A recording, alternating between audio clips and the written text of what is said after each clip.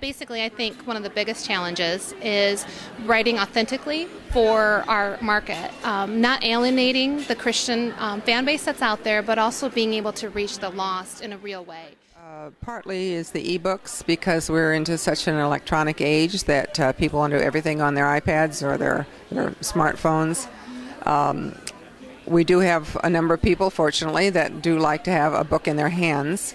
I'm one of those. Writers need to hear God's voice, and if you're called to be a writer, you're called to be a writer, and you can never let that go. Well, for me as an author, it's writing from a Christian perspective and yet trying to market it to mainstream. Publishers are wanting us to market our own works, have a platform profile, know who we can reach and how to reach them. And I think getting the word out about our work, one of the greatest challenges we have. Recognizing and learning how to deal with the emerging technology. I'm not sure any of us know quite exactly how to deal with the new things that are coming at us as quickly as they do come at us.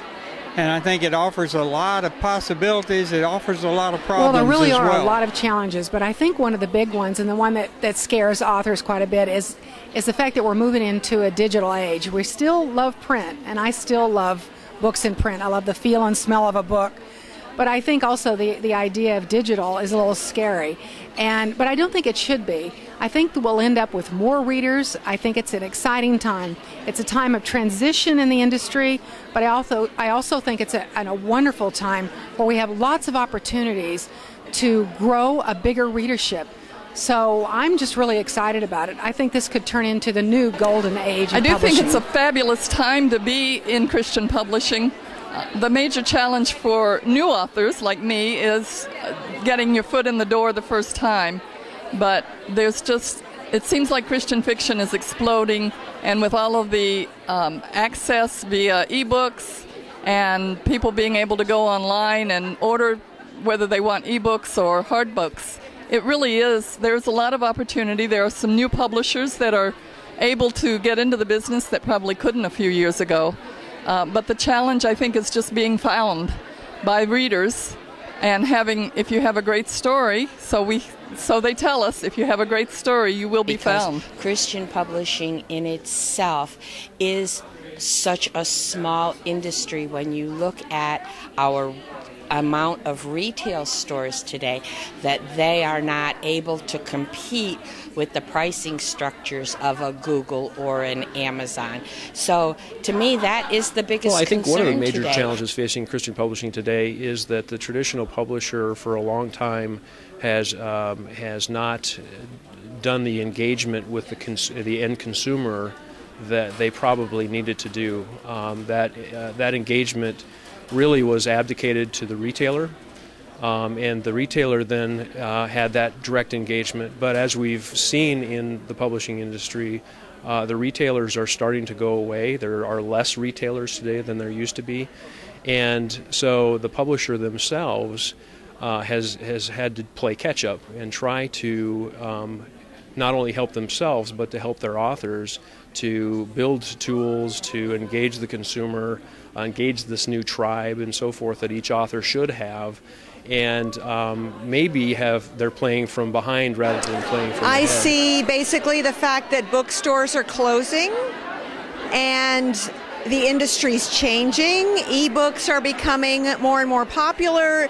Things are not the way they used to be, and I think everyone's a little hesitant to jump in and try something different and do things new and do things in a different way.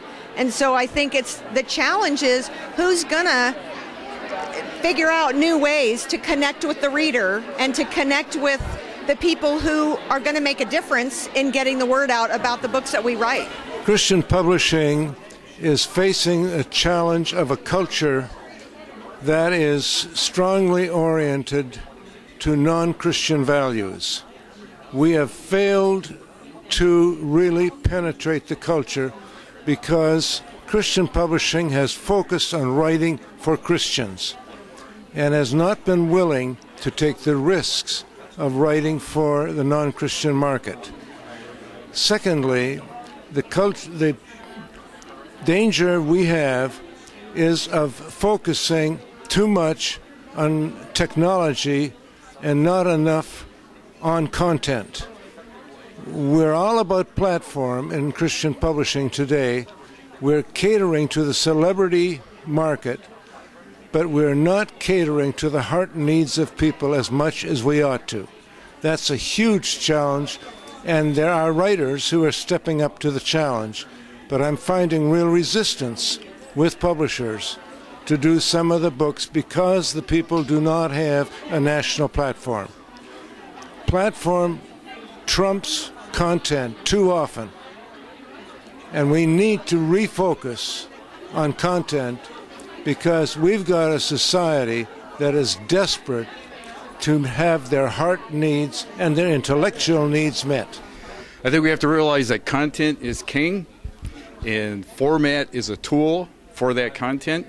So you have to develop content in a way that reaches readers where they are. So whether it's online or in a store or in a special package or compilation, I think we'll have to have more work to create that content that's relevant to a particular reader you're trying to reach.